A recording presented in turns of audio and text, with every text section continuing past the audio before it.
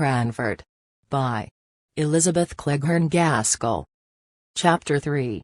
A love affair of long ago. I thought that probably my connection with Cranford would cease after Miss Jenkins's death, at least, that it would have to be kept up by correspondence, which bears much the same relation to personal intercourse that the books of dried plants I sometimes see, hortusicus, I think they call the thing, due to the living and fresh flowers in the lanes and meadows.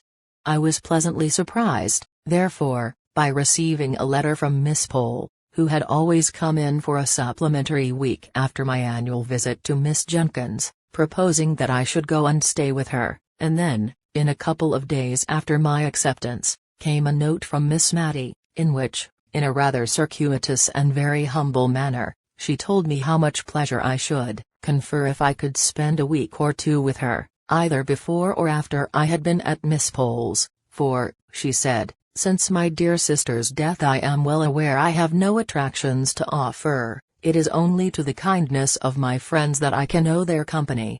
Of course I promised to come to dear Miss Matty as soon as I had ended my visit to Miss Pole, and the day after my arrival at Cranford, I went to see her, much wondering what the house would be like without Miss Jenkins, and rather dreading the changed aspect of things. Miss Matty began to cry as soon as she saw me. She was evidently nervous from having anticipated my call.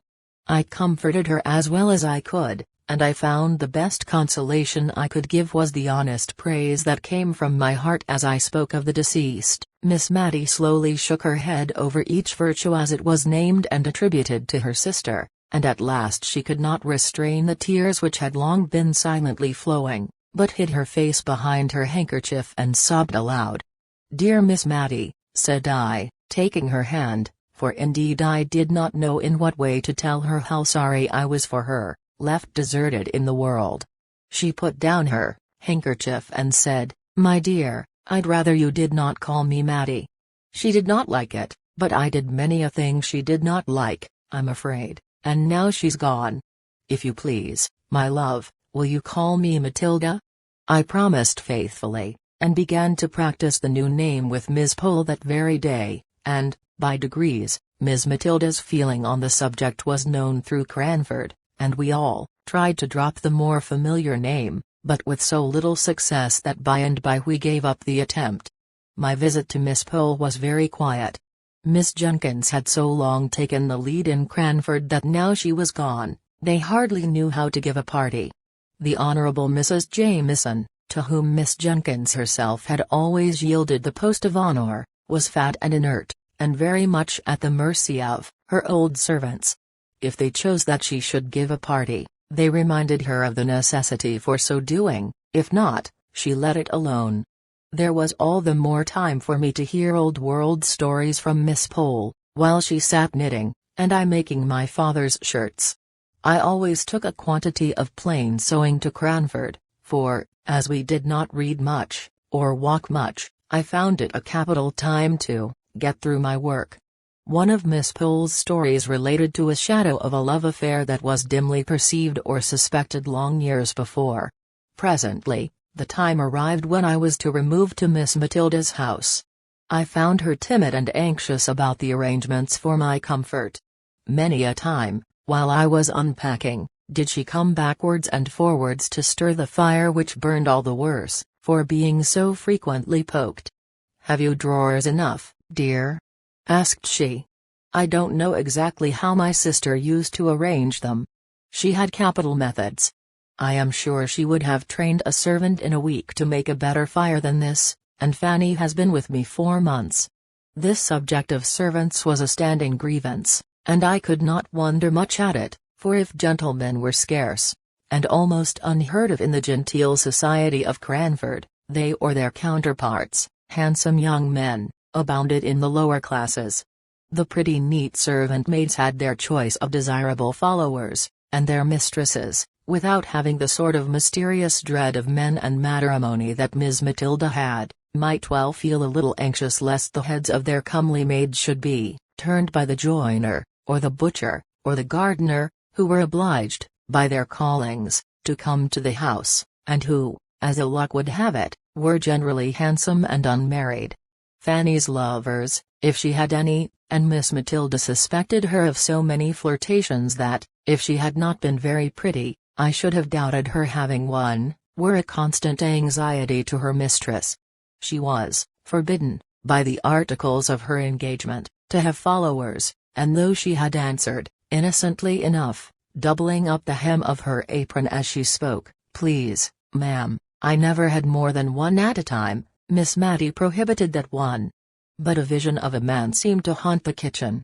Fanny assured me that it was all fancy, or else I should have said myself that I had seen a man's coat-tails whisk into the scullery once, when I went on an errand into the storeroom at night, and another evening, when, our watches having stopped, I went to look at the clock. There was a very odd appearance, singularly like a young man squeezed up between the clock and the back of the open kitchen door, and I thought Fanny snatched up the candle very hastily, so as to throw the shadow on the clock face, while she very positively told me the time half an hour too early, as we found out afterwards by the church clock. But I did not add to Miss Matty's anxieties by naming my suspicions, especially as Fanny said to me, the next day, that it was such a queer kitchen for having odd shadows about it. She really was almost afraid to stay, for you know, miss, she added, I don't see a creature from 6 o'clock tea, till Mrs. rings the bell for prayers at 10. However, it so fell out that Fanny had to leave and Miss Matilda begged me to stay and settle her with the new maid, to which I consented, after I had heard from my father that he did not want me at home. The new servant was a rough, honest-looking, country girl, who had only lived in a farm place before, but I liked her looks when she came to be hired, and I promised Miss Matilda to put her in the ways of the house. The said ways were religiously such as Miss Matilda thought her sister would approve. Many a domestic rule and regulation had been a subject of plaintive whispered murmur to me during Miss Jenkins's life, but now that she was gone, I do not think that even I, who was a favourite, durst have suggested an alteration. To give an instance, we constantly adhered to the forms which were observed, at meal times, in my father, the rector's house. Accordingly, we had always wine and dessert, but the decanters were only filled when there was a party, and what remained was seldom touched, though we had 2 wine glasses apiece every day after dinner, until the next festive occasion arrived, when the state of the remainder wine was examined into in a family council. The dregs were often given to the poor, but occasionally, when a good deal had been left at the last party, 5 months ago, it might be, it was added to some of a fresh bottle, brought up from the cellar. I fancy poor Captain Brown did not much like wine, for I noticed he never finished his first glass, and most military men take several. Then, as to our dessert, Miss Jenkins used to gather currants and gooseberries for it herself, which I sometimes thought would have tasted better fresh from the trees, but then, as Miss Jenkins observed, there would have been nothing for dessert in summer-time. As it was, we felt very genteel with our 2 glasses apiece, and a dish of gooseberries at the top, of currants and biscuits at the sides, and 2 decanters at the bottom. When oranges came in, a curious proceeding was gone through.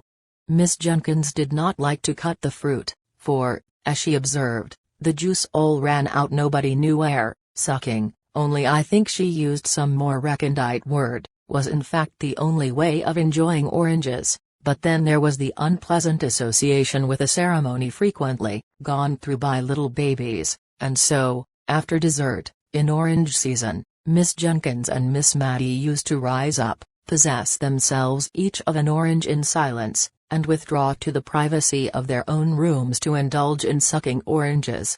I had once or twice tried, on such occasions, to prevail on Miss Matty to stay, and had succeeded in her sister's lifetime. I held up a screen, and did not look, and, as she said, she tried not to make the noise very offensive, but now that she was left alone, she seemed quite horrified when I begged her to remain with me in the warm dining parlour, and enjoy her orange as she liked best. And so it was in everything. Miss Jenkins's rules were made more stringent than ever, because the framer of them was gone where there could be no appeal. In all, things else Miss Matilda was meek and undecided to a fault. I have heard Fanny turn her round 20 times in a morning about dinner, just as the little hussy chose, and I sometimes fancied she worked on Miss Matilda's weakness in order to bewilder her, and to make her feel more in the power of her clever servant. I determined that I would not leave her till I had seen what sort of a person Martha was, and, if I found her trustworthy, I would tell her not to trouble her mistress with every little decision. Martha was blunt and plain-spoken to a fault, otherwise she was a brisk, well-meaning, but very ignorant girl. She had not been with us a week before Miss Matilda and I were astounded one morning by the receipt of a letter from a cousin of hers, who had been 20 or 30 years in India, and who had lately, as we had seen by the army list, returned to England, bringing with him an invalid wife who had never been introduced to her English relations. Major Jenkins wrote to propose that he and his wife should spend a night at Cranford, on his way to Scotland, at the inn, if it did not suit Miss Matilda to receive them into her house, in which case they should hope to be with her as much as possible during the day. Of course it must suit her, as she said, for all Cranford knew that she had her sister's bedroom at liberty, but I am sure she wished the Major had stopped in India and forgotten his cousins out and out. "Oh! How must I manage?" asked she helplessly. If Deborah had been alive she would have known what to do with a gentleman visitor. "Must I put razors in his dressing room? Dear! Dear! And I've got none. Deborah would have had them. And slippers, and coat brushes?" I suggested that probably he would bring all these things with him. "And after dinner, how am I to know when to get up and leave him to his wine? Deborah would have done it so well, she would have been quite in her element. Will he want coffee, do you think?"